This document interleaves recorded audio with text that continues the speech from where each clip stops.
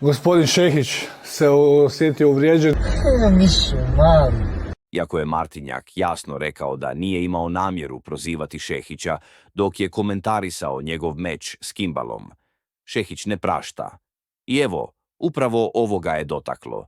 Ja njega uopće sam prozvao, sam samo komentirao. Rođo moj, ne znaju napravi gogoplatu, Bog ti pomogao je Šehić. Ne znaju napravi gogoplatu. Marko, šta misliš da se mi pobijemo? U svom demantiju Martinjak je išao detaljnije, onako realno, bez filtera. MMA nema šanse. K1 odbijeno jer ponuda nije bila ni blizu zadovoljavajuće. Ali šta je sa laktovima? Čak sam i laktove tražio da mu dam, jer to je kao, to mu je najveći dio njegovog strikinga. Šta je sa strikingom?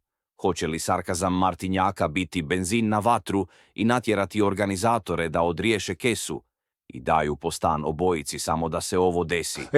Se zna na podu bakća s time, ja ne znam. Kad ne znam ti, plate, gogo plate, valjam se po podu. Čovjek bi me pojao da radimo MMA, ja sam realan, ima 130 kila, im je 2,5 metra. Ali eto, kakav god hoćeš stil. Nit me to zanima.